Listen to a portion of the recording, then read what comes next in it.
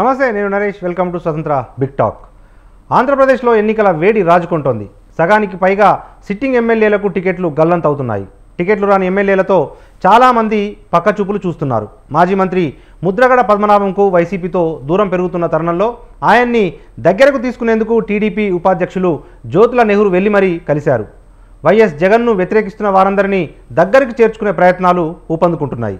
ప్రభుత్వం పట్ల తీవ్ర వ్యతిరేకతతో ఉన్న టీచర్లను ఎన్నికల విధులకు దూరం పెట్టాలని ఏపీ ప్రభుత్వం భావిస్తోంది.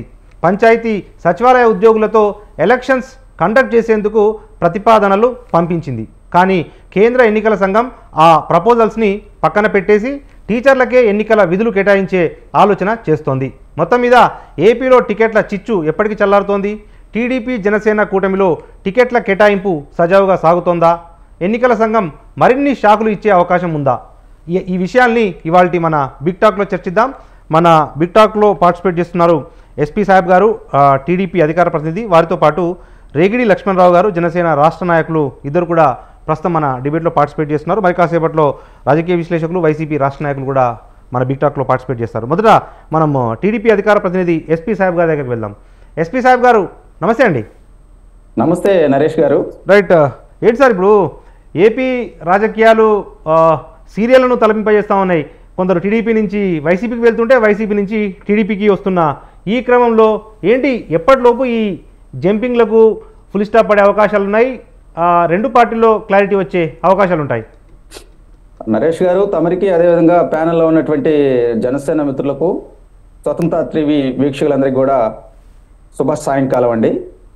మీరు ఆంధ్రప్రదేశ్ రాజకీయాల్లో చూడండి, ఒక వినూత్నమైనటువంటి గమ్మత్తు అంటారు కదా పల్లెటూరు భాషలో, ఆ విధంగా జరుగుతూ ఉన్నాయి. వాస్తవంగా గోలీలాట్లో ఏ విధంగా తూచి అంటారో అట్లా వైకాపా పార్టీలో జరుగుతూ ఉన్నటువంటి విధానం మనం చూస్తున్నాము. జగన్మోహన్ రెడ్డి గారు చూడండి, తనకి 151 సీట్లు కేటాయించారు ఆంధ్రప్రదేశ్ ప్రజలు. అవును. ఆయన పరిపాలన మరి చేతకాక, లేకపోతే ఇగో పరంగా ముందరికెళ్ళారా, లేకపోతే అసలు గత ప్రభుత్వంలో తీసుకొచ్చినటువంటి సంక్షేమాన్ని, అభివృద్ధిని ఈయన కొనసాగిస్తే చంద్రబాబు నాయుడు గారికి పేరు వస్తుందనే ఏమో, కానీ ఆయన ప్రమాణ స్వీకారం దగ్గర నుంచి కూడా చాలా ఇష్యూలు జరిగినాయి. మరి ప్రజావేదిక కూల్చివేసిన దగ్గర నుంచి ఈరోజు 60,000 మంది తెలుగుదేశం పార్టీ కార్యకర్తల మీద అక్రమమైన కేసులు పెట్టిన పర్వం దాకా చూసుకుంటే చాలా విధానపరమైనటువంటి అంశాలు. దీనితో పాటు మరి ఆంధ్రప్రదేశ్లో దొంగ ఓట్లు అనేది మరి కీలకంగా మారింది. మీరు చూడండి, బై ఎలక్షన్స్ లో కావచ్చు, ఎమ్మెల్సీ ఎలక్షన్స్ లో కావచ్చు, వాళ్ళ మీద కొన్ని చర్యలు తీసుకోవటం. ఎమ్మెల్సీ ఎలక్షన్స్ లో రిక్షా తక్కునే అతనికి మరి రోజువారీ కూలి పని చేసుకునే వాళ్ళకు కూడా మరి డిగ్రీ చేశారని అవకాశం కల్పించారు. మేము ఆధారాలతో సహా ఎలక్షన్ కమిషన్కి ఇవ్వడం జరిగిందండి. దీని మీద కూడా ఇష్యూ కసరత్తు అయింది. నిన్న ఎలక్షన్ కమిషన్ సభ్యులు ఎవరైతే వచ్చారో కేంద్రం నుంచి, వాళ్ళు కూడా దాని మీద స్పష్టమైనటువంటి ఒక నివేదిక ఇవ్వమని చెప్పి ఇక్కడ ఎలక్షన్ కమిషన్ అడిగారు ఆంధ్రప్రదేశ్ లో ఉన్నటువంటి అతన్ని. అంటే ఇక్కడ జరుగుతున్నటువంటి ఏంటంటే, ఎప్పుడు కూడా చూడండి, రాజకీయాల్లో విధానపరమైనటువంటి అంశాలు సజావుగా జరిగినప్పుడు మరి చట్టాలు, దానితో పాటు రెవెన్యూ వ్యవస్థ, దానితో పాటు ఉద్యోగస్తులకి ఏదైనా ఇబ్బంది కలగకుండా ముందరకెళ్ళాలి. ప్రధానంగా రాష్ట్రంలో ఉన్నటువంటి బడుగు బలహీన వర్గాల వారికి సంక్షేమ పరంగా కానీ, విద్యాపరంగా కానీ, వైద్య పరంగా కానీ తీసుకెళ్లాలి. వీటిని జగన్మోహన్ రెడ్డి గారు ఫెయిల్యూర్ అయ్యారని చెబుతున్నాం మేము. ఎందుకంటే ఒక పక్కన సాధారణ ప్రజలు ఈరోజు ఏదన్నా కానీ జబ్బు చేస్తే మరి ఆంధ్రప్రదేశ్ లో హాస్పిటల్లో చేరితే ఆరోగ్యశ్రీ అమలు కావట్లా, ఇక్కడ యువకులకు ఉద్యోగాలు లేవు, అదేవిధంగా రైతులు హలో రామచంద్ర అంట అల్లాడిపోతూ ఉన్నారు. దీనితో పాటు ఆంధ్రప్రదేశ్ లో ఈ మధ్య కాలంలో చూడండి, అంగన్వాడీ కార్మికులు కావచ్చు, అంగన్వాడీలు పనిచేసేటువంటి ఆయాలు, అక్కడ ఉన్నటువంటి టీచర్స్ కొంతమంది ఈ ప్రభుత్వం మీద, వీళ్ళ విధానాల మీద మీరు అధికారంలో రాబోయేటప్పుడు మాకు హామీలు ఇచ్చారు, ఎందుకు హామీలు నెరవేర్చలేకపోతున్నారని చెప్పి వాళ్ళు సమ్మె చేస్తున్నారు. రెండో పక్క మరి పారిశుద్ధ కార్మికులు వాళ్ళు కూడా, మీరు జీవో ఇచ్చారు, మీరు జీవో ఇవ్వటం వల్ల మేము నమ్మి మేము మీకు ఓట్లు వేసాము, మిమ్మల్ని గెలిపించాము, తీరా ఇప్పుడు మాకు అన్యాయం చేస్తూ ఉన్నారు, ఇంకా 2 నెలల్లో మీరు దిగిపోతున్నారు, ఏంటి మా పరిస్థితి అని చెప్పి ఒక పక్క వాళ్ళు. ఇంకో పక్క ఏమో మరి జగన్మోహన్ రెడ్డి గారి దగ్గరికి మరి సీఎం క్యాంప్ ఆఫీస్ కి మంత్రులు, మాజీ మంత్రులు, ఎమ్మెల్యేలు వీళ్ళందరూ క్యూ కడుతూ ఉన్నారు. ఎందుకంటే ఎప్పుడు నా సీటు ఉష్మరిద్దు అనేది తెలియనటువంటి పరిస్థితి. ఇక్కడ ప్రధానంగా చూడండి, ఎప్పుడైతే ఎమ్మెల్సీ ఎలక్షన్ లో ఒక 5 ఎమ్మెల్యేలని మాకు అవసరం లేదని చెప్పి జగన్మోహన్ రెడ్డి ఓపెన్ గా చెప్పేసిన దగ్గర నుంచి మరి ఇక్కడ ఉన్నటువంటి సీనియర్ నాయకుల్లో కొంత అసంతృప్తి వ్యక్తం అవుతూ వస్తూ ఉంది. బొత్స సత్యనారాయణ గారు కావచ్చు, అదేవిధంగా జయరాం గారు కావచ్చు, ఇంకా కొంతమంది ఎంపీలు బాలినేని శ్రీనివాస్ రెడ్డి గారు కావచ్చు, వీళ్ళందరూ కూడా ఏంటంటే, అరే ఈ విధంగా టర్న్ తీసుకున్నారు ముఖ్యమంత్రి గారు, ఇక మనల్ని పక్కకు నెట్టేస్తారేమో అదే తరుణంలో వాళ్ళు అనుకున్నట్టుగానే మొన్న మొదటి లిస్టులో 11 మంది ఎమ్మెల్యేలు నేను ఇక్కడి నుంచి బైఫికేట్ చేస్తున్నారు, అంటే ట్రాన్స్ఫర్ చేస్తున్నారన్నారు. వాస్తవంగా ఇది కొత్త పదం రాజకీయాల్లో, ట్రాన్స్ఫర్ చేయడం అనేది. ఎందుకంటే రాజకీయ పార్టీల్లో ఏదైనా కానీ అధిష్టానంతో ఇబ్బందులున్నా, లేదా అక్కడ ఉన్నటువంటి సిట్టింగ్ ఎమ్మెల్యే అధిష్టానాన్ని కానీ పార్టీ వ్యతిరేక కార్యక్రమాలు చేస్తే మాత్రమే అతన్ని బర్తరఫ్ చేసి పక్కనకు పంపిస్తారండి, తీసేసి వేరే ఇన్ఛార్జిని వేస్తారు. కానీ వైకాపా పార్టీలు విచిత్రం ఏంటంటే అక్కడ ఉన్నటువంటి ఎమ్మెల్యేలని పక్కగా నెట్టేసి వేరే వాళ్ళని, కొత్త వాళ్ళని తీసుకురావడం వల్ల వాళ్ళలో కొంతమంది మేము ఎస్సీలమనో బీసీలమనో మమ్మల్ని ఇట్లా చేశారని చెప్పి మరి మీడియా ముందుకు వచ్చి ఆవేదన వ్యక్తం చేసిన సందర్భాలు చూసాం. అదేవిధంగా రెండో లిస్ట్ లో వచ్చేసరికి దాదాపు 27 మందిని రీషఫిల్ చేస్తున్నా అన్నాడు. దాంట్లో 13 మందికి అసలు మీకు టికెట్లు లేవని చెప్పి నిర్మోహటంగా చెప్పారు. దాంతో రాజకీయంగా వేడి పుట్టుకొచ్చింది ఆంధ్రప్రదేశ్ లో. వాళ్ళు బహిర్గతంగా వచ్చేసి మాట్లాడటం, మమ్మల్ని ఎందుకు తీసేసావు, వాస్తవంగా నువ్వు చెప్పినటువంటి ఏదైతే కార్యక్రమాలు ఉన్నాయో ఆ కార్యక్రమాలు అమలు చేశాం కదా, మేము కొత్తగా ఏం చేయలేదుగా ముఖ్యమంత్రి గారిని మార్చాలని చెప్పి వాళ్ళు గంగులు పెట్టారు. వాస్తవంగా ఏంటంటే ముఖ్యమంత్రి అక్కడి నుంచి సందేశాలు ఇచ్చినప్పుడే ఆ సంక్షేమ పథకాలను ఇంకోటనో ఏదైనా కానీ కింది స్థాయి ఎమ్మెల్యేలు చేస్తారు. స్వతహాగా వారికంటూ వారు ఏ కార్యక్రమాలు చేయాలి ఆంధ్రప్రదేశ్ లో? ఎందుకంటే ఆంధ్రప్రదేశ్ లో చూడండి, జగన్మోహన్ రెడ్డి గారు 3 కార్యక్రమాలు పెట్టారండి. జగనన్న నువ్వే కావాలి ఒకటి, నీతోనే మేము ఉంటాం అనే కార్యక్రమం ఇంకోటేమో జగనన్న తోడుగానే ఒకటి. ఈ మధ్య కాలంలో వస్తున్నా మీకోసం ఏదో కార్యక్రమాలు పెట్టుకుంటూ వస్తున్నారు వాళ్ళ భాషలో. తర్వాత ఆడు ఆంధ్ర అనేటువంటి ఒక కార్యక్రమం తీసుకొచ్చారు. వీటిలో ప్రధానంగా ఏంటంటే ఎక్కడికి వెళ్ళినా కానీ మరి జగన్మోహన్ రెడ్డి గారు సంక్షేమ పథకాలు ఇస్తున్నారని చెప్పి మెడలో సంచి చేసుకుని వెళ్తుంటే మాకు సంక్షేమ పథకాలు రావట్లేదండి, ఇదిగో ఈ విధంగా అధ్వానంగా ఉందంటే కొంతమంది ఎమ్మెల్యేలు వాళ్ళు కొట్టొచ్చినంత పనిచేశారు. యువకులు వచ్చి మా ఉద్యోగాలు ముఖ్యమంత్రి గారు అడుగుతుంటే చేపలు అమ్ముకోమంటున్నాడు, మా మటన్ మాటలు పెట్టుకోమంటున్నారండి, కనీసం మీరన్నా రిప్రజెంటేషన్ వెళ్ళి చదువుకున్న వాళ్ళకి ఉద్యోగాలు కల్పించాలంటే వాళ్ళ మీద కొంతమంది ఎమ్మెల్యేలు అసహనం వ్యక్తం చేస్తూ మరి కృష్ణా జిల్లాలో ఒక ఎమ్మెల్యే ఒక అతను కొట్టొచ్చినంత పనిచేసి ఆయన కాలర్ పట్టుకున్నారు ఒక ఎమ్మెల్యే గారు. ఈ విధంగా ప్రధానంగా ఏంటంటే ప్రజలు ఎక్కడికి వెళ్ళినప్పుడు కూడా అందరినీ క్వశ్చన్ చేస్తున్నారు. అందుకనే ముఖ్యమంత్రి గారు చూడండి పులివెందులు ఇంత మటుకు తిరగల, గమనించారా మీరు? ఈ 58 నెలల్లో ముఖ్యమంత్రి గారు ఎప్పుడు కూడా తన కాన్స్టిట్యున్సీకి వెళ్ళి ప్రజల బాగోగులు ఎట్టా ఉండయి, మీకేం కావాలని చెప్పి ఎక్కడ అడగల. అంటే రాష్ట్రంలో ఆయన అయితే సామాజిక సారికాత బస్సు యాత్ర అని చెప్పి తిప్పుతున్నాడు అండి. సరే, మనం దాని గురించి కూడా నెక్స్ట్ మాట్లాడుకుందాం.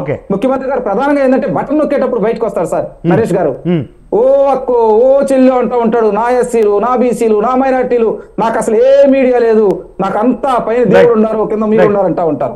అంటే నేను ఎందుకంటున్నానంటే నరేష్ గారు, ఎవరైనా కానీ రాజకీయాల్లో చెప్పొచ్చు, కానీ మరి అంత హాస్యాస్పదంగా వాళ్ళ మీద దాడులు దౌర్జన్యాలు జరుగుతూ మరి వాళ్ళ బీసీ కార్పొరేషన్ 64 పథకాలు, ఎస్సీ కార్పొరేషన్ నుంచి 11 పథకాలు, అదేవిధంగా మైనార్టీలకు సంబంధించినటువంటి 11 పథకాలు, దీంతో పాటు ఎస్సీ ఎస్టీలకు వచ్చే స్పాన్సర్ స్కీమ్స్ అవి ఇంకొక 22 పథకాలు, ఇవన్నీ మొత్తం కలుపుకొని అన్ని మిస్ అవుతూ ఉంటే ఆ పథకాలు నెరవేర్చలేక వాళ్ళ దగ్గరికి వచ్చి నేను మీకు తోడుగా ఉన్న ఉపయోగం ఏముంది? ప్రజలు ఏం కోరుకుంటారు? ముఖ్యమంత్రి గారి దగ్గర నుంచి మంచి పరిపాలన కోరుకుంటారు, సంక్షేమం కోరుకుంటారు, రాష్ట్రంలో ఉన్నటువంటి యువతకి వాళ్ళ పిల్లలకి ఉద్యోగపరంగా అవకాశాలు కోరుకుంటారు. అవన్నీ లేవు కదండి నరేష్ గారు ఇక్కడ. రైట్. ఓకే, మనతో పాటు జనసేన రాష్ట్ర నాయకులు రేడి లక్ష్మణరావు గారు ఉన్నారు. లక్ష్మణరావు గారు నమస్తే అండి. నమస్తే నరేష్ గారు. నమస్తే అండి, గుడ్ ఈవినింగ్. రైట్, మనతో పాటు వైసీపీ రాష్ట్ర నాయకులు హనుమంత్ రెడ్డి గారు ఉన్నారు. మొదట మనం రేగిడి లక్ష్మణరావు గారి దగ్గరికి వెళ్దాం. సార్, లక్ష్మణరావు గారు, ఏంటి జనసేన కూడా సోషల్ కెమిస్ట్రీకి పాల్పడుతున్నట్టుగా కనిపిస్తూ ఉంది. ఒకవైపు ప్రభుత్వ వైఫల్యాలను ఎండగడుతూనే మరొక వైపు ముద్రగడ పద్మనాభం వంటి నేతలను కలుపుకునే ప్రయత్నం ఈ కూటమి చేస్తూ ఉంది. ఏంటి ఏపీ రాజకీయాల్లో ఏం జరగబోతోంది? నరేష్ గారు, ముందుగా మీకు అలాగే పేర్లంటే పెద్దలకి, స్వతంత్ర టీవీ వీక్షకులకి, యజమాని హృదయపూర్వక నమస్కారాలు అండి. ఈ రోజున రాష్ట్ర రాజకీయాలు వేడిగా వాడిగా ఉన్నాయి, వేడెక్కుతున్నాయి, రానున్న రోజుల్లో ఇంకా వేడెక్కుతాయి. ఎందుకంటే మనం చూస్తూ ఉన్నాం పరిణామాలు రోజు రోజుకి ఏ విధంగా మారుతాయో అని.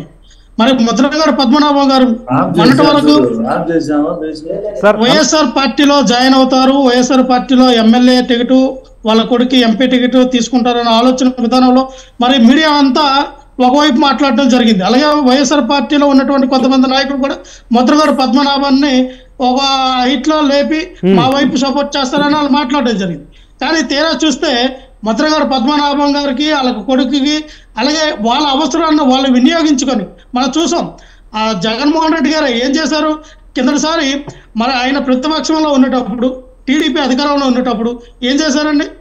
కాపుల రిజర్వేషన్ కోసం మరి పెద్ద ఎత్తున ఉద్యమం చేశారు ఆ నాయకుడు.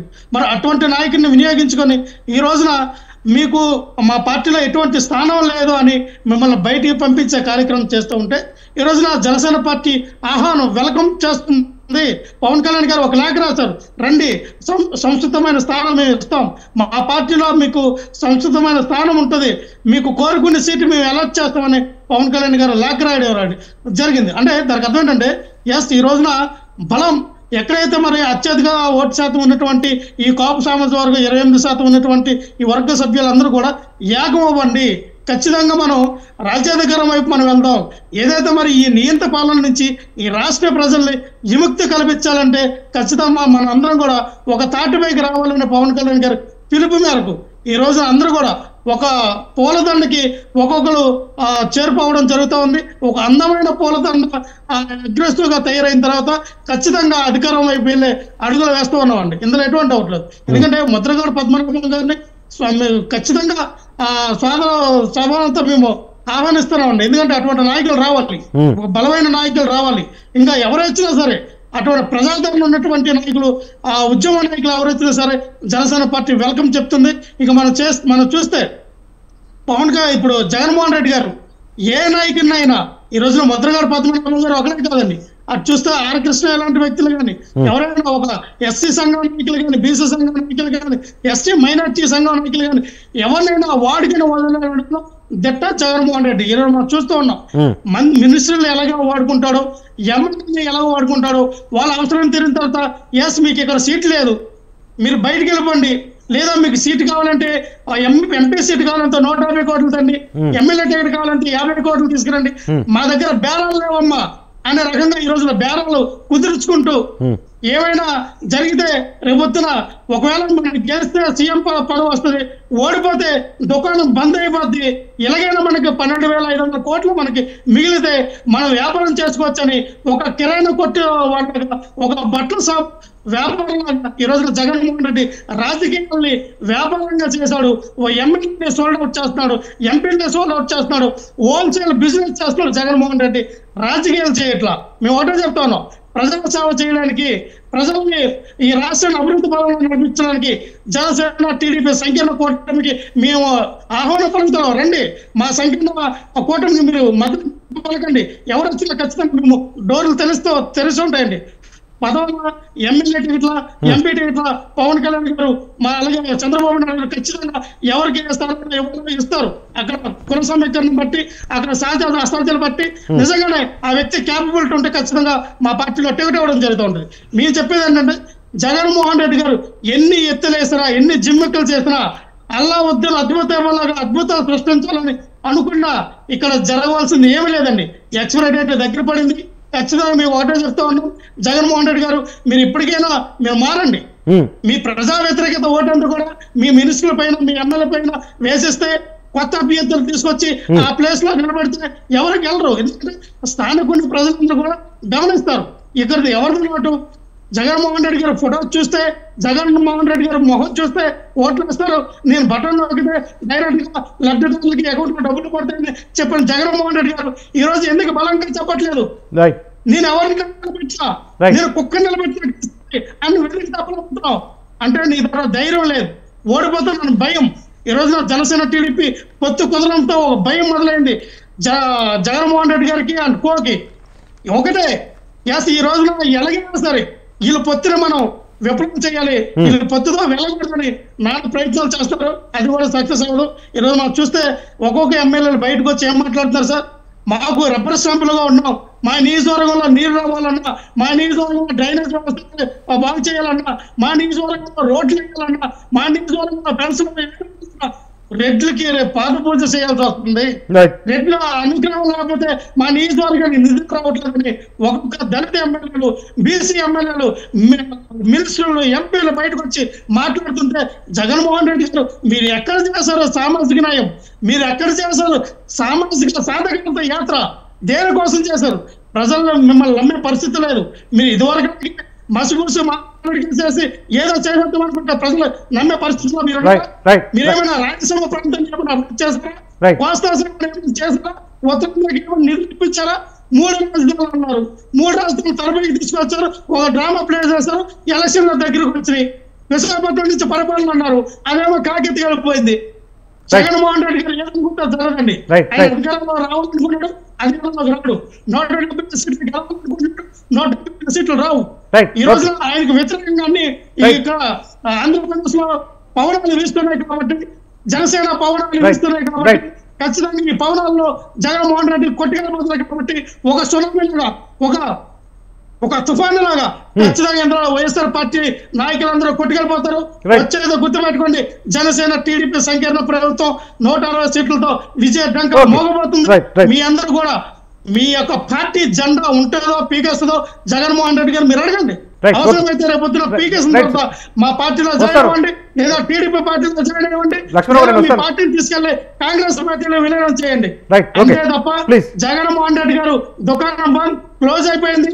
ఆయన పార్టీ ఇంకా సోల్డ్ అవుట్ గా అమ్మేసే పరిస్థితుల్లో ఏర్పడుతున్నాయి కాబట్టి. Right, okay, right. మనతో పాటు వైసీపీ రాష్ట్ర నాయకులు హనుమంత్ రెడ్డి గారు ఉన్నారు. సార్ హనుమంత్ రెడ్డి గారు నమస్తే.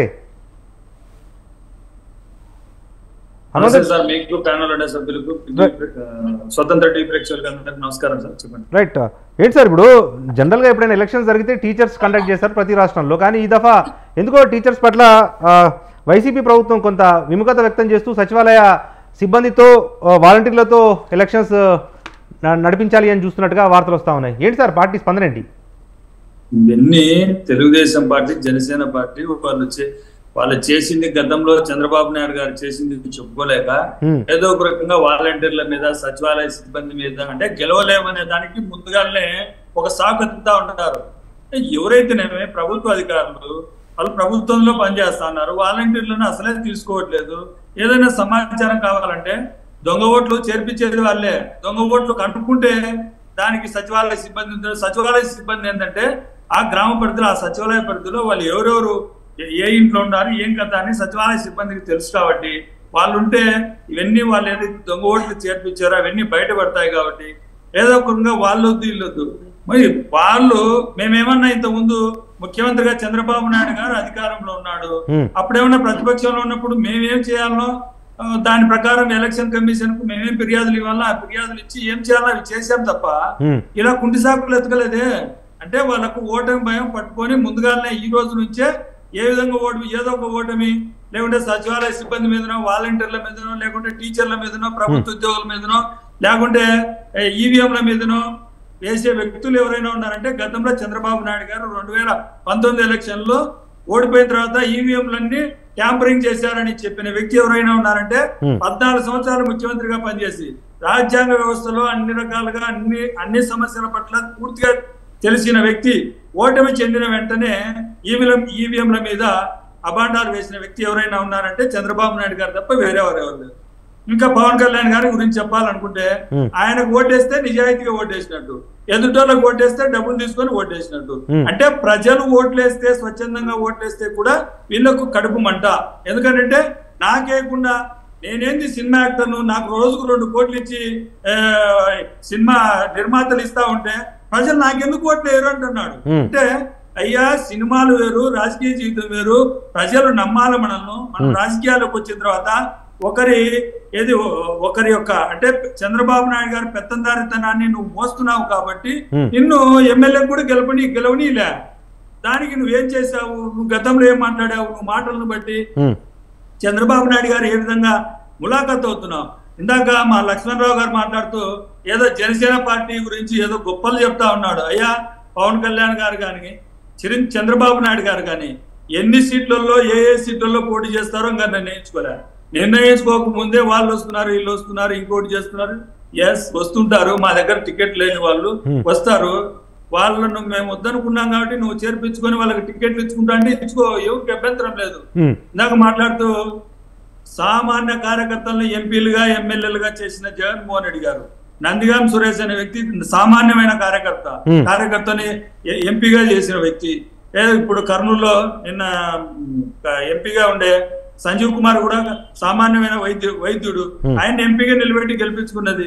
మేము మా వెంట నడిచిన వైఎస్ఆర్ కాంగ్రెస్ పార్టీ వెంట నడిచిన సామాన్య కార్యకర్తలను ఎమ్మెల్యేలుగా ఎంపీలుగా గెలిపించుకున్న జగన్మోహన్ రెడ్డి గారు.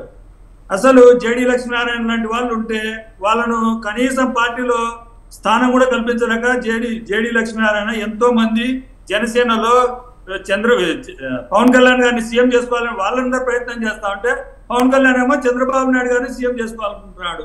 మరి ఇది ఎక్కడ సోద్యమో నాకు అర్థం కదా. వాళ్ళు మళ్ళీ రివర్స్ గా జగన్మోహన్ రెడ్డి గారి పుట్టి మునిగిపోతుందంటయా. మీ పుట్టి ఎక్కడ ఉందో తెలుసు, మా పుట్టి మునిగేది మీకెందుకు? అది ప్రజలు చూసుకుంటారు. మీ పుట్టి ముంచాలనా మా పుట్టి ముంచాలనా, ప్రజలకు మంచి చేసామా చెడు చేసామా ఏం చెప్తా ఉంటాం. మేము మంచి చేసామని మాకు నమ్మకం ఉంది కాబట్టి 2019 నుంచి 2024 వరకు చేసిన మంచి లక్ష్మణ్ గారు మీరు మాట్లాడేటప్పుడు నేను మాట్లాడలే. ఒక్క నిమిషం, నేను మాట్లాడేటప్పుడు నేను ఒక్క మాట కూడా మాట్లాడలేదు. మా ముఖ్యమంత్రి అభ్యర్థి జగన్మోహన్ రెడ్డి గారు అని చెప్పుకొని మేము ప్రజల దగ్గరికి వెళ్తా ఉన్నాం. సామాజిక అంశాలను దృష్టిలో పెట్టుకొని మేము ఎమ్మెల్యే అభ్యర్థులను ఎంపీ అభ్యర్థులను మార్చుకుంటా ఉన్నాం. దానికి దీనికి మీరు మార్చుకోండి. మీరేమన్నా ఇంత ముందు ఇచ్చిన వాళ్ళకి ఇస్తారు, ఇవ్వరు కదా. అది సామాజిక అంశాలను అన్ని రకాల అంశాలను దృష్టిలో పెట్టుకొని మేము ఎమ్మెల్యే అభ్యర్థులు మార్చుకుంటా ఉంటాం. మా దగ్గర నుంచి పోయిన వాళ్ళని తీసుకొని చేసుకుంటా అంటే చేసుకోండి, మాకు ఎటువంటి ఇబ్బంది. అయితే ముందు పవన్ కళ్యాణ్ ఎన్ని సీట్లలో పోటీ చేస్తా ఉన్నాడు, పవన్ కళ్యాణ్ ఎక్కడ పోటీ చేస్తాడో తెలియదు, చంద్రబాబు నాయుడు గారు ఎక్కడ పోటీ చేస్తారో తెలియదు. వాళ్ళు వైఎస్ఆర్ కాంగ్రెస్ పార్టీ గురించి మాట్లాడుతూ ఉంటే సిగ్గేస్తా ఉంది. వాళ్ళు ఎక్కడ పోటీ చేస్తారో వాళ్ళకే తెలియదు. వాళ్ళ గురించి మళ్ళా ఇక్కడికి వచ్చి బీరాలు పలుకుతున్న లక్ష్మణ్ గారు, ఏంటి సార్ మనము బీసీలకు ఎస్సీలకు ఎస్టీలకు 50% రిజర్వేషన్ కల్పించి దాన్ని ఈ దేశంలో ఏ ముఖ్యమంత్రి చేయని విధంగా చట్టం చేసిన వ్యక్తి, అసెంబ్లీలో చట్టం చేసిన వ్యక్తి జగన్మోహన్ రెడ్డి గారు. చట్టం చేసి 50% రిజర్వేషన్ కల్పించింది జగన్మోహన్ రెడ్డి గారు. మాటలు కాదు, మనం అధికారంలో ఉంటే ప్రజలకు ఏం సేవ చేయగలమో ఏం మంచి చేయగలమో ఆ మంచినంతా చేసి చూపించిన వ్యక్తి జగన్మోహన్ రెడ్డి గారు.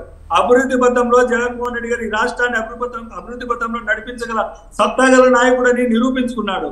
ఏదైతే ఇంతవరకు భారతదేశంలో విద్యా వ్యవస్థలో ఇంతవరకు కేరళనే నెంబర్ 1 ఉంటే కేరళని మించిపోయి ఆంధ్రప్రదేశ్ విద్యా వ్యవస్థలో నెంబర్ 1 స్థాయికి వచ్చింది అని అంటే జగన్మోహన్ రెడ్డి గారు తీసుకున్న అన్ని చర్యల పట్ల నాడు నేడు ద్వారా స్కూళ్లను అభివృద్ధి చేసి డిజిటల్ బోర్డ్స్ ఏర్పాటు చేసి పిల్లలకు వాళ్ళ తల్లుల ఖాతాలో అమ్మఒడి ఏర్పాటు చేసి 15,000 రూపాయలు వాళ్ళ అకౌంట్లో వేసి వాళ్ళకు గుడ్డలు ఇచ్చి బుక్కులు ఇచ్చి ఇంగ్లీష్ మీడియం నేర్పించిన వ్యక్తి కాబట్టే జగన్మోహన్ రెడ్డి గారు విద్యా వ్యవస్థలో ఎంతో బలోపేతం చేశారు కాబట్టి ఈ రోజు దేశంలోనే నెంబర్ 1 స్థాయిపోయింది. అదే జిఎస్టిపిలో కానీ అభివృద్ధిలో కానీ ప్రతి ఒక్క దాంట్లో ఈ రాష్ట్రంలో ఏదైతే పెట్టుబడులు రావటంలో నెంబర్ 1 స్థానంలో గుజరాత్ ఉంటే నెంబర్ 2 స్థానంలో ఆంధ్రప్రదేశ్ ఉంది. ఇంతకు ముందు 14 సంవత్సరాలు ముఖ్యమంత్రిగా చేసుకుని నేను చంద్రబాబు నాయుడు గారికి హామీలకంతా నేను కూర్చి ఉంటానన్న పవన్ కళ్యాణ్ గారు ఇద్దరు 2014 నుంచి 2019 వరకు వాళ్ళకి అంత అనుభవం ఉంది కదా ముఖ్యమంత్రి అభివృద్ధి మీద. ముఖ్యమంత్రిగా పనిచేసినటువంటి చంద్రబాబు నాయుడు గారు ఎందుకు ఈ రాష్ట్రాన్ని నెంబర్ 1 దిశగా చేయలేకపోయాడు అంటున్నా. ఏదైతే అమరావతి గురించి చెప్తాడు, అమరావతి ప్రాంతం రైతులను నట్టేట ముంచింది చంద్రబాబు నాయుడు గారు.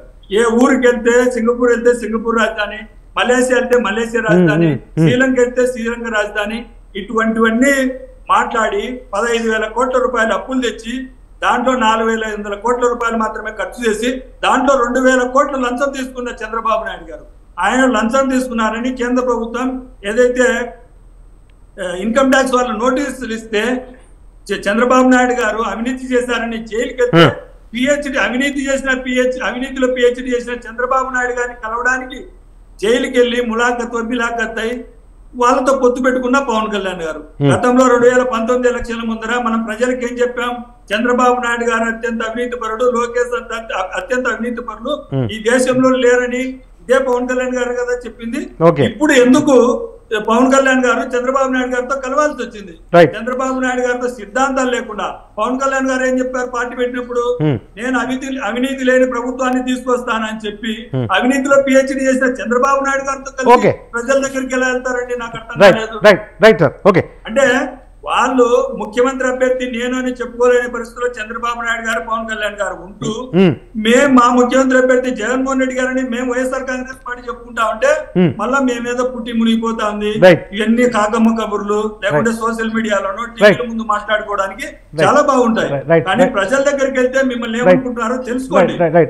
సార్ ఎస్పీ సాహెబ్ గారు ఏం సమాధానం చెప్తారు సార్? అంటే 2019 వరకు టీడీపీ అధికారంలో ఉంది, ఆంధ్రప్రదేశ్ రాష్ట్రాన్ని అభివృద్ధి చేయలేకపోయింది. కానీ జగన్మోహన్ రెడ్డి వచ్చిన తర్వాత మరీ ముఖ్యంగా బీసీలకు 50% రిజర్వేషన్ కల్పించాము, నగదు బదిలీ సంక్షేమ పథకాలు ప్రజల వద్దకు చేరుస్తున్నాం కాబట్టి ఖచ్చితంగా వైసీపీ గెలుస్తుంది. అదే సమయంలో టీడీపీ జనసేన కూటమి సీఎం అభ్యర్థి తెలియదు, పవన్ గారు కానీ చంద్రబాబు గారు కానీ ఎక్కడి నుంచి పోటీ చేస్తారో వాళ్ళకే క్లారిటీ లేదు, వైసీపీ గురించి మాట్లాడాల్సిన అవసరం లేదన్నట్టుగా వైసీపీ నేతలు చెప్తా ఉన్నారు. ఏమంటారు? నరేష్ గారు, ఈ ప్రపంచంలో ప్రతి ఒక్కరికి తెలుసు 48,000 కోట్ల రూపాయలు మింగేస్తే 36 కేసులు, ఈడీ కేసులు, సిబిఐ కేసులు, క్రిమినల్ కేసులు, దాంతో పాటు మరి 4,500 కోట్ల రూపాయలు జప్తు చేశారు ఈడీ. ఇది అందరికి తెలిసినటువంటి విషయం. దొంగ కూడా ఏంటంటే భుజాలు తవ్వుకున్నట్టు ఆంధ్రప్రదేశ్ నెంబర్ 1 లో ఉంది. మీరు అడిగినట్టు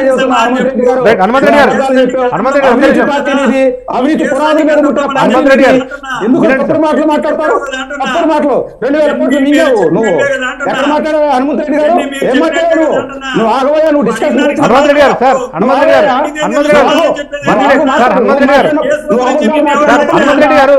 అవకాశం వస్తుంది, నెక్స్ట్ మీకే ఉంది అవకాశం ఉంది. హనుమంత్ రెడ్డి గారు ఒక్క నిమిషం. అరే మోసం చేసిన పార్టీ, మోసం చేసిన పార్టీ తెలుసుకో. ఇంకా మీరు అదే ధ్యాసలో వెళ్తే అంతే. ఇంకా రైట్ సార్, ఓకే ఒక నిమిషం. ఏ విధంగా ఉన్నాయో రాష్ట్ర పేరుకు తెలుసు అందరికీ. రైట్ సార్, హనుమంత్ రెడ్డి గారు ఒక్క నిమిషం, తిరిగి మీకు అవకాశం వస్తుంది సార్. ఎస్పీ సాహెబ్ గారు ప్లీజ్. సాహెబ్ గారు రైట్, సాంకేతిక సమస్య. నరేష్ గారు చెప్పండి. నేను అనేది ఏంటంటే ఆయన మాట్లాడినప్పుడు నేను ఓపిక 2,000 కోట్లు కేంద్రం ఏదో చంద్రబాబు గారు తినేశారని అతను చెప్పారు. ఎవరు? నేను అంటాం బాగోదు కానీ కాదండి.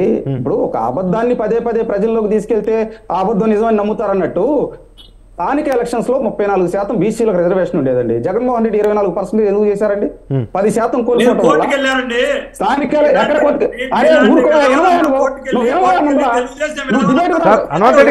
అన్నిటికీ సార్ హనుమంత్ రెడ్డి గారు మీరు రాసి పెట్టుకోండి సార్. హనుమంత్ రెడ్డి గారు నేను గుర్తు చేస్తాను, ఆ ప్రశ్న మొత్తం కూడా నేను గుర్తు చేస్తాను, మీరు కాసేపు ఆగండి ప్లీజ్. హనుమంత్ రెడ్డి గారు మీరు ఆగండి సార్. నేను హనుమంత్ రెడ్డి గారు తిరిగి మీ దగ్గరికి వస్తాను. రైట్, హనుమంత్ రెడ్డి గారు వినండి. ఇండియాలో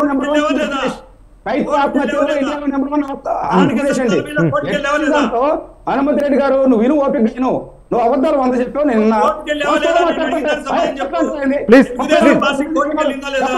నేను కోర్టులోకి వెళ్ళింది.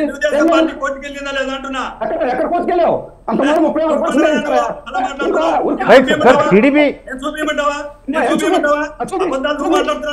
సార్ హనుమంత్ రెడ్డి గారు నేను మీ దగ్గరికి వస్తాను సార్ ప్లీజ్. ఎస్పీ సాహెబ్ గారు పూర్తిగా మాట్లాడియండి. ఆయన అవాస్తవాలు ఏమైనా చెప్తే గానీ మీరు కౌంటర్ చేయొచ్చు దాన్ని. నేర్చుకోవాలి.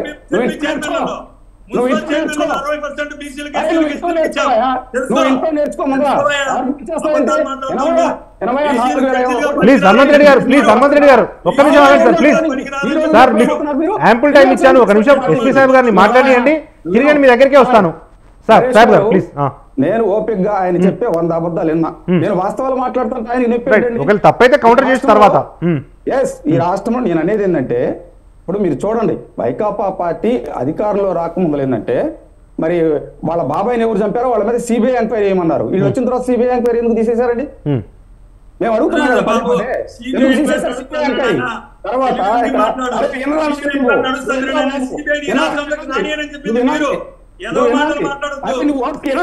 ఓకే హనుమంత్ రెడ్డి ఒక్క నిమిషం సార్. సార్ ప్రతి మాటకు మన కౌంటర్ ఇచ్చుకుంటూ పోతే డిబేట్ లాగా ఉండదు సార్. మీరు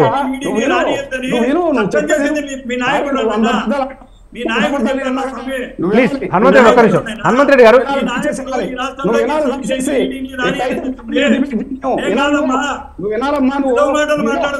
సార్ ప్లీజ్ హనుమంత్ రెడ్డి గారు ప్లీజ్ అండి రిక్వెస్ట్. హనుమంత్ రెడ్డి గారు మీరు ఆగండి సార్, తిరిగి కౌంటర్ చేసుకోవచ్చు కదా, మనకు సమయం ఇంకా చాలా ఉంది సార్, సమయం చాలా ఉంది. హనుమంత్ రెడ్డి గారు సార్ హనుమంత్ రెడ్డి గారు ఒక్క నిమిషం సార్.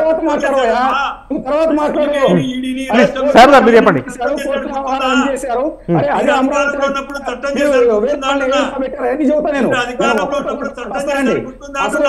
ఈ రాష్ట్రానికి ఓకే రైట్ అవన్నీ చెప్తున్నారు కానీ సార్ హనుమంత్ రెడ్డి గారు అవన్నీ మీరు చెప్తున్నారు, సమయం ఉంటుంది, ఎవరు మిమ్మల్ని డిస్టర్బ్ చేయరు. ఎస్పీ సాహెబ్ గారు ఒక 2 నిమిషాలు మాట్లాడుతున్న తర్వాత నేను మీ దగ్గరికి వస్తాను ప్లీజ్. సాహెబ్ గారు ఈ రాష్ట్రానికి రాజధాని ఏదో తెలియదు ఎవరికి కూడా, అసలు ఎక్కడో రాజధాని తెలియదు. మీకు ఇంకోటి, ఈ రాష్ట్రంలో జరుగుతున్నటువంటి విధానాలు చూడండి. వాస్తవాలు చెబితే ఇదే విధంగా డిబేట్ లో ఆర్గ్యుమెంట్ చేసుకుంటున్నారు కొత్త ఉపయోగమే ఉంది. నేను చెప్పే వర్షం నువ్వు వినాలి, ఓపిక లేనప్పుడు ఎట్లా నీకు? నేను అనేది ఏంటంటే డూప్లికేట్ ఓట్లు చూడండి. ఇప్పుడు ఎలక్షన్ కమిషన్ వచ్చింది, 3 రోజుల నుంచి వాళ్ళు కూర్చొని మాట్లాడుతున్నారు. ఈ రాష్ట్రంలో సచివాలయ ఉద్యోగులను ఎందుకు వద్దంటున్నారంటే, సచివాలయ ఉద్యోగులు వాలంటీర్లు కుమ్మక్కయ్యి దాదాపు 48 లక్షల దొంగోట్లు ఇక్కడ క్రియేట్ చేశారండి. మీరు చూడండి, మేము ఆధారాలతో సహా అన్ని ఇచ్చాం. డూప్లికేట్ ఓట్లు, డెత్ ఓట్లు దీలా. ఇక్కడ తెలుగుదేశం పార్టీకి జనసేన పార్టీకి అనుకూలమైనటువంటి డెత్ ఓట్లు వాళ్ళు తీసేశారండి. వాళ్ళకి అనుకూలంగా ఉండేట్లు డెత్ అట్లానే ఉన్నాయి. తర్వాత ఫార్మ్ 6 లో రూల్ ఉండిద్ది, భార్య భర్తలకు సంబంధించినటువంటి ఓటు ఒకే బూత్ లో ఉండాలి. తెలుగుదేశం పార్టీ సానుభూతి పరులో జనసేన పార్టీ ఓట్లకి అవి లేవు, వాళ్ళకి వర్తించిద్దండి. మాకు ఇక్కడ ఒక బూత్ లో భర్తదుంటే తర్వాత 3వ బూత్ లో భార్యది ఉండిద్ది, అంటే ఓట్లు బైఫికేషన్. దీంతో పాటు ఫార్మ్ 7 మీకు మేము 100 సార్లు చెప్పాం ఏమండి, ఆంధ్రప్రదేశ్ లో ఫార్మ్ 7 ఓట్లు దాదాపు ఒకే అతను 350, 450 డిలిషన్స్ ఇచ్చారు. మీరు అధికారులు కొంతమంది మీద క్రిమినల్ కేసు పెట్టారు, కొంతమంది బిఎల్ఓ వాళ్ళని సస్పెండ్ చేశారు, కొంతమంది కలెక్టర్లకు నోటీసులు ఇచ్చారు. ఇప్పుడు ఎలక్షన్ కమిషన్ ఎందుకు వద్దంటుందంటే, ఇవన్నీ అవకతవకలు చేశారు కాబట్టి రేపు 22వ తారీఖు దాకా ఎక్స్టెన్షన్ చేశారు. చేసి ఇక్కడ కలెక్టర్లకి ఇక్కడ ఎలక్షన్ కమిషన్ నమ్మల వాళ్ళు కేంద్ర ఎలక్షన్ కమిషన్ నుంచి వచ్చినటువంటి 3 అధికారులు, అయా ఈ బైఫికేషన్ చేసుకుంటా మీరు ముందరకెళ్తూ ఉంటే ఇది కష్టం, మేము చెప్పిన మార్గదర్శకాలు పాటించమని చెప్పి విజయవాడలో మీటింగ్ పెట్టి క్లియర్ గా చెప్పారు. దీంతో ప్రధానంగా నేను ఏమంటానంటే, అరే నువ్వు దొంగ ఓట్లు ఈ విధంగా సృష్టించుకుంటా ఉంటే ప్రజాస్వామ్యంలో బయటకు వచ్చి ఎక్కడ ప్రజాస్వామ్యంలో ఓట్లు వేయగలరండి? దీంతో ప్రధానంగా ఒకటి ఆయన చాలా ఆరోపణలు చేశారు. అదన్నారు ఇదన్నారు. కోర్టులో ఉన్నటువంటి విషయాలు సుప్రీంకోర్టు వాళ్ళు మాట్లాడొద్దన్నప్పుడు కూడా 2000 కోట్లు. మేము అనేది ఏంటంటే చూడండి, స్కిల్ డెవలప్మెంట్ లో దాదాపు మేము ఇచ్చినటువంటి ఉద్యోగాలు 75,000 ఉద్యోగాలు ఇచ్చాం. వీళ్ళు ఈ 57 నెలల్లో వీళ్ళు 550 కోట్లు ఖర్చు పెట్టారండి.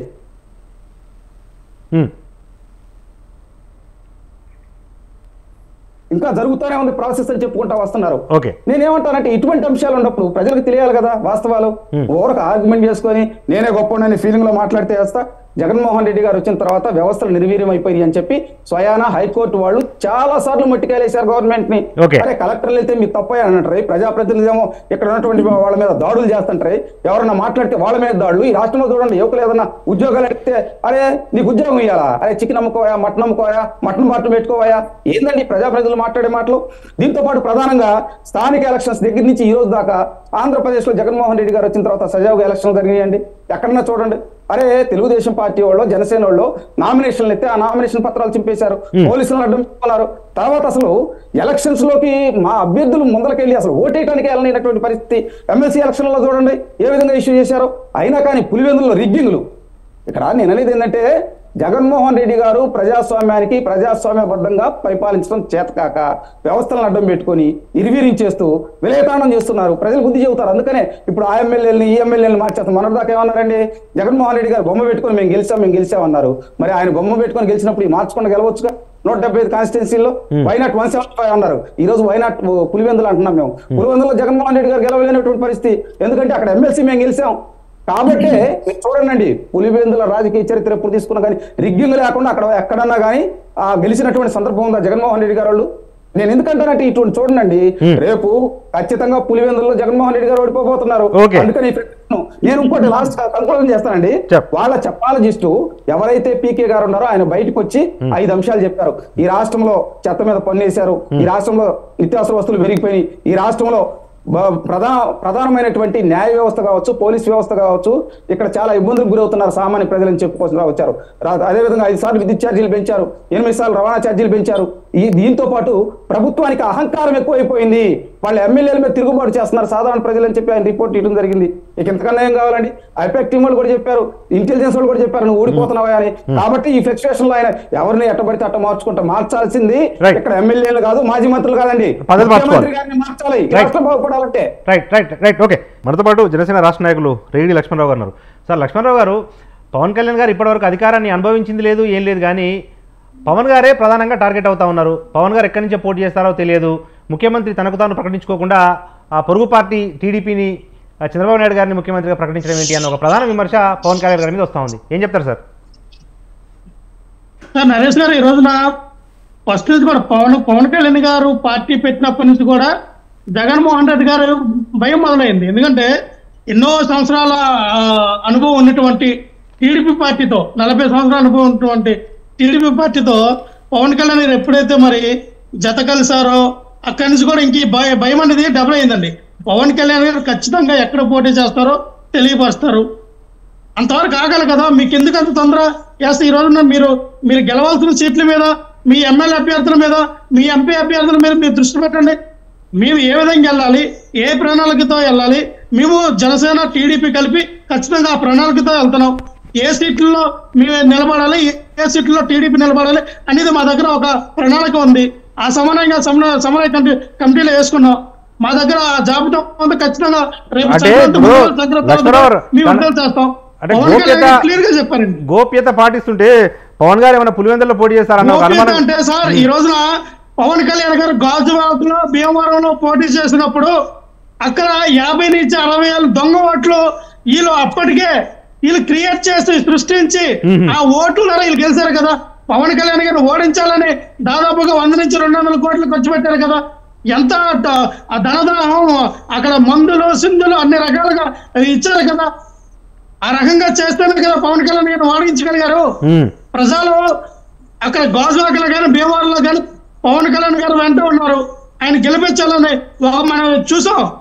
ఆ 2, 3, 4 దశలో ఒకసారికి పవన్ కళ్యాణ్ గారు లీడింగ్ లో ఉన్నారు.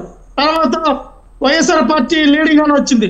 ఏ విధంగా తర్వాత మన లెక్కలు చూసేసరికి మళ్ళీ వైఎస్ఆర్ పార్టీ గెలిచిందని చూపించారు. అంటే ఏ రకంగా వీళ్ళు బ్యాలెట్ ఓట్లు ఏ విధంగా మేనేజ్ చేశారో, వీళ్ళు ఏ విధంగా చేసినటువంటి దొంగ ఓట్లు ఏ విధంగా ఉపయోగపడ్డారో ఖచ్చితంగా లెక్కలతో మన పవన్ కళ్యాణ్ గారు బయట పెట్టారు కదా. నేను ఒకటే చెప్తా ఉన్నానండి, మేము ప్రజలు నమ్ముకొని ఎలక్షన్లు దిగుతున్నాం. పవన్ కళ్యాణ్ గారు భీమవరం నుంచి పోటీ చేస్తారా, లేదంటే తిరుపతి నుంచి పోటీ చేస్తారా, లేదంటే ఇంకో కాన్స్టిట్యూట్ పెద్దపురం నుంచి చేస్తారా, ఖచ్చితంగా పవన్ కళ్యాణ్ గారు ఖచ్చితంగా మాట్లాడతారు, ఖచ్చితంగా ఆయన ప్రకటిస్తారు. ఎందుకంటే మేము చెప్పడం లేదండి, ఇది కాన్ఫిడెన్షియల్. ఖచ్చితంగా చెప్పే రోజు వచ్చినప్పుడు చెప్తారు.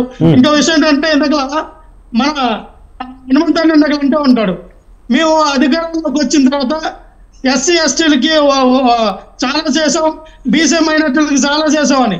మా కార్పొరేషన్ నిధులు ఇవ్వలేదండి. కార్పొరేషన్కి వచ్చిన మా 54 కోట్ల రూపాయలు మీరు దారి మీద ఇచ్చారు కదా ఎస్సీ కార్పొరేషన్ నిధులు. దాని గురించి మాట్లాడే ఇదండి జగనన్న ఇల్లు చిట్టా అనేది నరేష్ గారు. ఈలోగా మాకు ఒక ట్యాక్స్ ఇచ్చారు పన్ను. దీంట్లో జగనన్న కాలనీ దీంట్లో ఇంతవరకు అక్కడ వాటర్ ఫెసిలిటీ లేదు, డ్రైనేజీ లేదు, రోడ్డు లేదు, ఎలక్ట్రిసిటీ లేదు, అక్కడ లైబ్రరీ కట్టలేదు, అక్కడ వాటర్ ట్యాంక్ లేదు, అక్కడ స్పోర్ట్స్ ఆడుకోవడానికి గ్రౌండ్ లేదు. కానీ వాటన్నిటికీ పన్ను కట్టండి అంటే పన్ను బిల్లు పంపించారండి 3,500 రూపాయలు. జగనన్న కోళ్ళని కొత్తగా ఇచ్చిన ఇంటికి ఎవరు కడతారండి? అక్కడ ఇల్లులే వెళ్ళలేదు. ఖచ్చితంగా అరకరగా కట్టిన ఇల్లులు ఉన్నాయి. ఇంత వేస్తే ప్రజల మీద భారం వేస్తే ఎలా అంటే ఇదేమో పాత ఇల్లులు కాదే, కొత్తగా నిర్మిస్తున్న జగనన్న ఆ కోలంలో ఇది సభవేనా? ఎవరైనా గ్రౌండ్ కి ట్యాక్సీ కడతారా? ఎవరైనా మీరు చెప్పిన లైబ్రరీకి ట్యాక్సీ కడతారా? ట్యాక్సీ అంటే రోడ్డు కూడా పట్టణాలలో అపార్ట్మెంట్స్ కొంటే అమ్యూనిటీస్ చార్జెస్ అని ఇస్తారు కదా, ఆ రకంగా ఉందా ఇది? సార్ ఇదే సార్, ఇన్ని ట్యాక్సీలా? రోడ్డు మీద నడిస్తే ట్యాక్సా, లైబ్రరీలో బుక్స్ చదివితే ట్యాక్సా? ఇదేం లేదు, ఇదేం గౌరవం అండి. మనం ఎక్కడున్నాం అంటే ప్రజల్ని ఈ విధంగా వీళ్ళు పీడించుకొని తింటున్నారు తప్ప వీళ్ళ అభివృద్ధి ఏమీ లేదు. వీళ్ళ అభివృద్ధి అంతా శూన్యం. ఆయన ఎన్ని చెప్పడి అండి, హనుమంత్ రెడ్డి గారు చాలా ఫ్రస్ట్రేషన్ లో ఉన్నట్టున్నారు. అయినా కాదు వైఎస్ఆర్ పార్టీ నాయకులు జగన్మోహన్ రెడ్డికి చాలా ఫ్రస్ట్రేషన్ లో రోజుకు ఒక టీవీ పగిలిపోతుంది తాడేపల్లి గూడలో. ఎందుకంటే ఒక్కొక్క ఎమ్మెల్యే వస్తాడు పక్క పార్టీలోకి వెళ్ళిపోతున్నాడు, ఒక్కొక్క ఎంపీ లేదా ఇంకో మంచి వ్యక్తులు వచ్చి పార్టీలో జాయిన్ అవ్వకుండా పక్క పార్టీకి వచ్చేస్తున్నారు. అంబటి రాంబాబు గారు సార్ క్రికెట్ నుంచి అంబటి రాయుడు సార్ ఆయన జగన్మోహన్ రెడ్డి మీద ఎన్నో ప్రెస్ మీట్లు పెట్టి ఎన్నో కార్యక్రమాలు చేశాడు. ఈ రాష్ట్రాన్ని మంచి పదవిలో తీసుకెళ్లాలని చెప్పిన అంబటి రాయుడు గారే 10 రోజులు ఏమంటారండి జగన్మోహన్ రెడ్డికి తత్వం అర్థమైంది.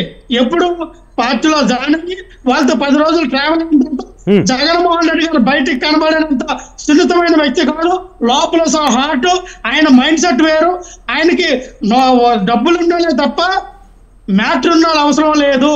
వాళ్ళకి మ్యాటరే కాదండి, మ్యాటరే డబ్బులు తీసుకుంటారా నువ్వు క్రికెట్ ఆడితే ఆడేవు కానీ 150 కోట్లు ఇస్తే నీకు ఎంపీ టికెట్ ఇస్తానంటే బాబు నేను ప్రజాసేవ చేయడానికి వచ్చాను, మీకు డబ్బులు ఇవ్వడానికి కాదు, నాకు మీకు కుదరలే అని చెప్పి ఆయన బయటకు వచ్చి ఈ రోజున పవన్ కళ్యాణ్ గారిని కలిసి సార్ మీలాంటి నాయకులు ఈ రాష్ట్రానికి కావాలి, మీలాంటి రాజకీయం కావాలి, మీరు చాలా మందికి స్ఫూర్తి అని పవన్ కళ్యాణ్తో మాట్లాడి ఖచ్చితంగా నేను పార్టీలో చేరే ఉంటే జనసేన పార్టీలోనే చేరుతానని అని చెప్పి వెళ్ళడం జరిగింది. అంటే ఇటువంటి వ్యక్తులందరూ కూడా జగన్మోహన్ రెడ్డిని నమ్మే పరిస్థితుల్లో లేరండి.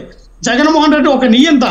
జగన్మోహన్ రెడ్డి గారు అండగొడిన ఒక చాలా అనిచ్చాయండి.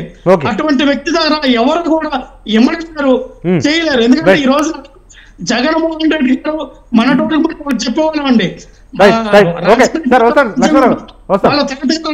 రాష్ట్రాలు పరిపాలించారండి. ఇప్పుడు అలా కాదండి, భారతీ రెడ్డి గారు రాజ్యాంగంతో ఇక్కడ పరిపాలిస్తూ ఉన్నారు. భారతీ రెడ్డి గారికి ఏది ఇష్టమైతే అది చేయాలి, భారతీ రెడ్డి గారికి ఏది కోరుకుంటే అది తీసుకురావాలి. ఆ పరిపాలన ఇక్కడ జరుగుతుంది తప్ప ఏది భారతదేశ డాక్టర్ బిఆర్ అంబేద్కర్ గారు రాసిన రాజ్యాంగ పాలనలో ఇక్కడ ఎవరికి కూడా అందట్లేదు. చెప్పండి ఇది కరెక్ట్ కాదు, మంచి పరిపాలన కాదు, ప్రజల్లో మన మీద నెగిటివిటీ ఉంది, చాలా థాట్స్ మీరు చెప్పాలి. అంతేగాని టీవీలోకి వచ్చి ఆయన టీడీపీ ఆయన తిట్టడమో లేదా జనసేన పార్టీ వాళ్ళు తిట్టడమో వచ్చిన విశ్లేషకులు తిరిగితే ఉపయోగం లేదు. హనుమంత్ రెడ్డి గారు చాలా ప్రశ్నలు ఉత్తమయ్యాయి కదా, చెప్పండి. కొంచెం ఇందాక మా మిత్రుడు తెలుగుదేశం సోదరుడు ఉద్యోగాల గురించి మాట్లాడారు, చాలా గొప్పగా చెప్పారు. అయ్యా మీరు ఇంటికి ఒక ఉద్యోగం ఇస్తానని 35,000 ఉద్యోగాలు ఇస్తే ఈ రాష్ట్రానికి ముఖ్యమంత్రిగా జగన్మోహన్ రెడ్డి గారు అయిన వెంటనే గ్రామ సచివాలయ 6,25,000 ఉద్యోగాలని అసెంబ్లీలో మంత్రి చెప్పారండి. 6,25,000 ఇచ్చారని మీ మంత్రి చెప్పారు అసెంబ్లీలో. 6,25,000 ఇచ్చారని మీ మంత్రి చెప్పారు అసెంబ్లీలో చెప్పారు. అది అవును, మీ మంత్రి చెప్పాడు, చెప్పాడండి, మీ మంత్రి చెప్పాడు, మీ మంత్రి 5 సార్లు చెప్పాడు. హరీష్ గారు 6,25,000 ఉద్యోగాలు ఇచ్చారని అసెంబ్లీ సాక్షిగా చెప్పారని చెబుతున్నా. 35,000 ప్రభుత్వ ఉద్యోగాలు ఇచ్చారు మీరు. అరే 6,25,000 ఉద్యోగాలు మొత్తం చెప్పు. 6 లక్షలు ఇచ్చింటే మీరు ఇంటికి పోతారు, 23 ఇంటికి వస్తాయంటే అంటే మీరు గెలిచారని రేపు మీరు ఇంటికి వెళ్ళబోతున్నారు కదా, మీరు ఇంటికి వెళ్ళబోతున్నారు, 170 పోతున్నారు ఇంటికి. సరే ఓకే చెప్పండి చెప్పండి. మీరు కరెక్ట్ గా మాట్లాడతాం, మేము కరెక్ట్ గా మాట్లాడతాం. ఓకే రైట్ సార్ గారు వస్తాను. సార్ గారు నెక్స్ట్ మీదే రౌండ్, నెక్స్ట్ మీదే చేస్తే మేము ఆర్గ్యుమెంట్ చేస్తాం. Right okay. ఎవరు నువ్వు అధికార ప్రతినిధివే కదా, కప్పసే ఉందా? కప్పసే ఉందా? మేము మాట్లాడేటప్పుడు అడుగున్నాం, అంశం మాట్లాడుతున్నావా? చెప్పండి.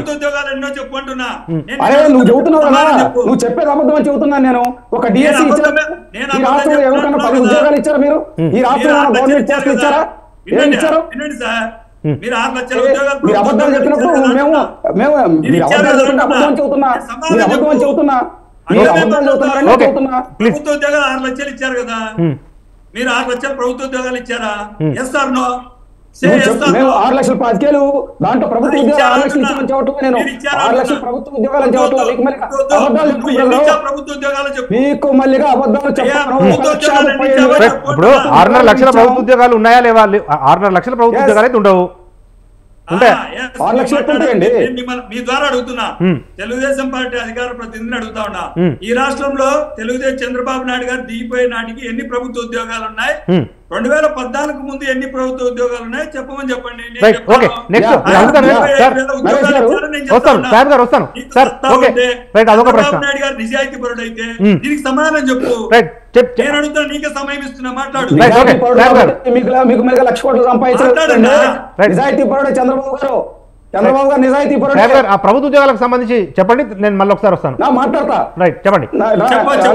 కంక్లూజన్ ఇచ్చేస్తా. 1,35,000 ప్రభుత్వ ఉద్యోగాలు ఇచ్చాం, దాంతో పాటు లక్షల సంఖ్యలో ఏమండి 6,25,000 కాదు ఇక్కడ జరిగింది. మేము ఏమంటామంటే, మీరు చూడండి, రాయలసీమలో కియా మోటార్స్ తీసుకురావడం కానీ, శ్రీ సిటీ తీసుకురావడం కానీ, వీటిలో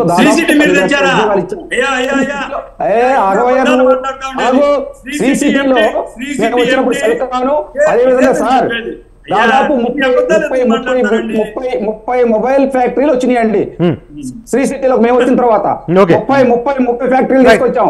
మీరు వచ్చిన తర్వాత అక్కడి నుంచి వెళ్ళిపోయారు. కియా మోటార్స్ కూడా మా నేత హయాంలో తీసుకొచ్చారని మీరు చెప్పుకున్నారు ఆ రోజు.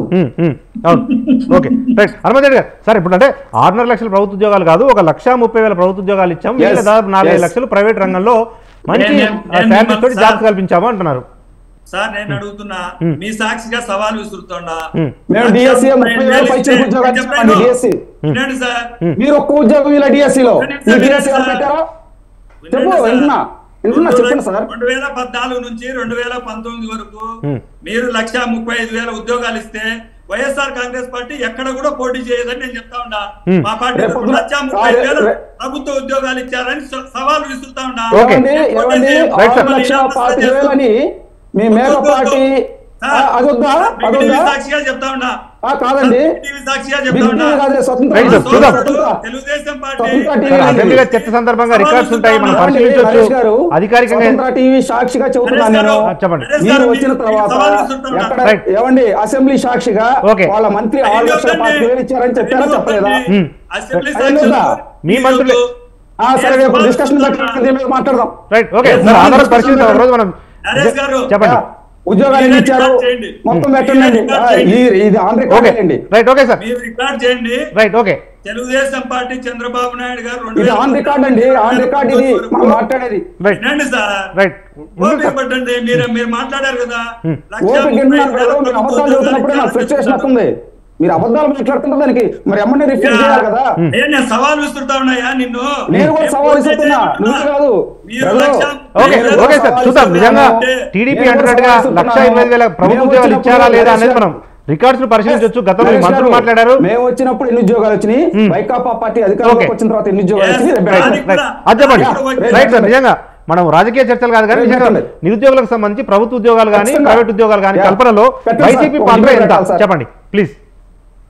సార్ మేము వాళ్ళు 35,000 ఉద్యోగాలు ఇచ్చారు, మేము 1,25,000 గ్రామ సచివాలయాల ద్వారా ప్రభుత్వ ఉద్యోగాలు ఇచ్చాము.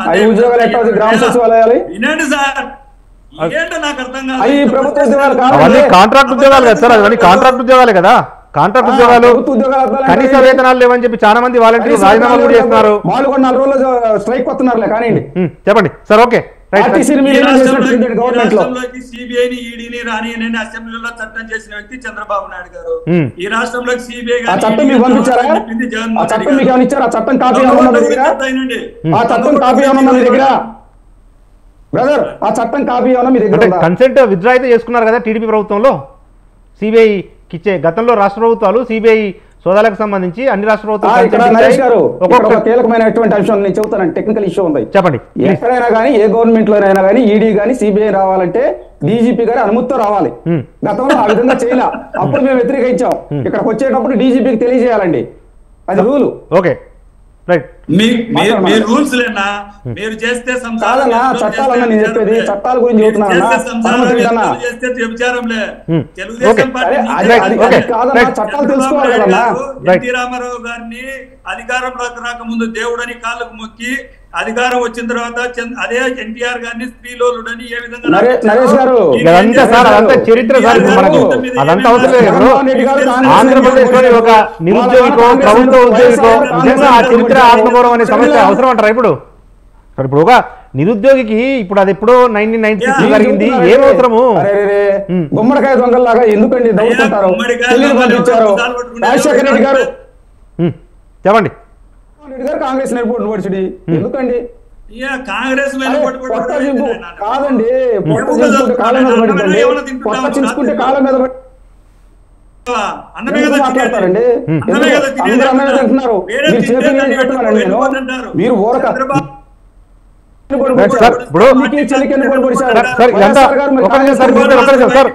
హనుమంత్ రెడ్డి గారు ఎస్పీ సార్ హనుమంత్ రెడ్డి గారు నిజంగా సార్ ఒక నిమిషం సార్, హనుమంత్ రెడ్డి గారు ఒక చిన్న అనుమానం సార్. ఇప్పుడు నిజంగా చంద్రబాబు గారు రాజధాని కట్టలేదు, పెద్ద ఎత్తున అవినీతికి పాల్పడ్డారు అన్నాడు. సరే అధికారం కోల్పోయారు, కానీ జగన్ గారు వచ్చిన తర్వాత కూడా రాజధాని విషయంలో ఏం జరిగింది? నిజంగా రాజధాని ఎక్కడుంది అంటే ఏం చెప్తారు ఆంధ్ర ప్రజలు? మీరు నరేష్ గారు ఇందాక చంద్రబాబు నాయుడు గారు అద్భుతమైన శిల్పాలు చెక్కి కట్టిన అమరావతి ఎలా ఉందో అలాగే ఉంది, ఎక్కడికి పోలేదు. అమరావతి ప్రాంతాన్ని ఎక్కడికి తీసుకుపోలేదు. ఈయన ఏదైతే కల్లల రాజధాని చెప్పారో ఆ కల్లల రాజధాని అక్కడే ఉంది. అసెంబ్లీ అక్కడ ఏదైతే మీరు అక్కడి నుంచే పరిపాలిస్తున్నారు బ్రదర్, అక్కడి నుంచే పరిపాలిస్తున్నారు. ఈ రోజు కూడా మీరు ఏం కట్టారో చెప్తున్నా, పరిపాలిస్తుంది ఏం కట్టారో అది అర్థం చెప్తున్నా. చేసుకోండి మీరు. అదే అమరావతి నుంచే పరిపాలిస్తున్నారన్న, అక్కడ ఏం లేదన్నారు కదా, వెళ్ళిపోవచ్చు కదా, ఎక్కడ పోసాడు మరి. మీరు ఇడ్లీ పాత్ర రాజధాని చేశారు కదా, ఎవరు ఇడ్లీ పాత్ర? అరే రాజధానిలో సిమెంట్ కాజేశారు, మీరు రాజధాని గురించి చెప్తారా? రాజధానిలో రోడ్లు కాజేశారు, తీసుకెళ్లారు, సిమెంట్ దోసుకున్నారు, ఇసుక దోసుకున్నారు రాజధానిలో. ఒకసారి రేపు రాజధానిలో సవాల్ పెట్టండి, సవాల్ ఇస్తున్నాను. రాజధానిలో మేమేం చేసాం, మీరేం చేశారో అది కూడా పెట్టండి debate. Okay sure. Okay sir, debate పెడతాము, ఏ డిబేట్ అడుగుతాము. సవాల్ మేము వచ్చిన తర్వాత అమరావతి ఏం చేసాం, ఈ రాష్ట్రానికి ఏం చేసాము? అరే పోలవరం అని ముంచేశారు కదా, రివర్స్ టెండరింగ్ అంటే. నిజంగా ఏపీ రాజకీయాలకు సంబంధించి రంగాలవారిగా చర్చ జరగాల్సిన అవసరం ఎంతైనా ఉంది. ఎందుకంటే వచ్చే ఫ్యాక్టరీలు మొత్తం పోయినాయి కదా, ఏదో మీరు గొప్పగా చేసామంటున్నారు. ఈ రాష్ట్రంలో యువత 46,000 లక్షల మంది యువత పక్క రాష్ట్రాలకు వెళ్ళిపోయారండి. మీరు వచ్చిన తర్వాత గంజాయి మొత్తం ఊగుతూ దూగుతూ అరే ఉన్మాదంలాగా మారిపోయారు కదా. ఇక్కడ చదువుకున్న వాళ్ళకి ఉద్యోగాలు ఏమైనా ఉన్నాయా? లేదు. మీరు స్కిల్ డెవలప్మెంట్ ద్వారా ఏమైనా ఉద్యోగాలు కల్పిస్తున్నారా? లేదు. ఈ రాష్ట్రంలో ఏమైనా ఇన్స్టిట్యూట్లు ఇచ్చారా? లేదు. మీరు వచ్చిన తర్వాత ఏ పరిశ్రమలు వచ్చినాయి? లేదు. ఇక్కడ రైతులకు మీరు ఇస్తామన్నటువంటి ఇక మనకు సమయం మించిపోతా ఉంది. రంగాలవారిగా చర్చించాల్సిన అవసరం చాలా ఉంది. ఎందుకంటే అధికారిక సమాచారానికి సంబంధించి కూడా వైసీపీ టీడీపీల మధ్య చాలా భిన్నాభిప్రాయాలు వ్యక్తమవుతా ఉన్నాయి. ఇది వాళ్ళ బిగ్ టాక్. మొత్తం పరిస్థితి చూస్తే కనుక ఏపీ రాజకీయాలు వాడివేడిగా జరిగే అవకాశాలు కనిపిస్తూ ఉన్నాయి. టీడీపీ కూటమి జనసేన మధ్య హోరాహోరీ ఎన్నికలు జరిగే అవకాశాలు కనిపిస్తూ ఉన్నాయి. దీనికి సంబంధించి మరొక 70-80 రోజుల్లో మొత్తం ఏపీ ఎలక్షన్ చిత్రం అనేది మనకు ఒక స్పష్టత వచ్చే అవకాశాలు ఉన్నాయి. ఇది వాళ్ళ బిగ్ టాక్. మన బిగ్ టాక్లో పార్టిసిపేట్ చేసిన వైసీపీ రాష్ట్ర నాయకులు హనుమంత్ రెడ్డి గారు, టీడీపీ అధికార ప్రతినిధి ఎస్పీ సాహెబ్ గారు, జనసేన రాష్ట్ర నాయకులు రేగిడి లక్ష్మారావు గారికి అందరికీ కూడా ధన్యవాదాలు. ఇది వాళ్ళ బిగ్ టాక్. చూస్తూనే ఉండండి స్వతంత్ర.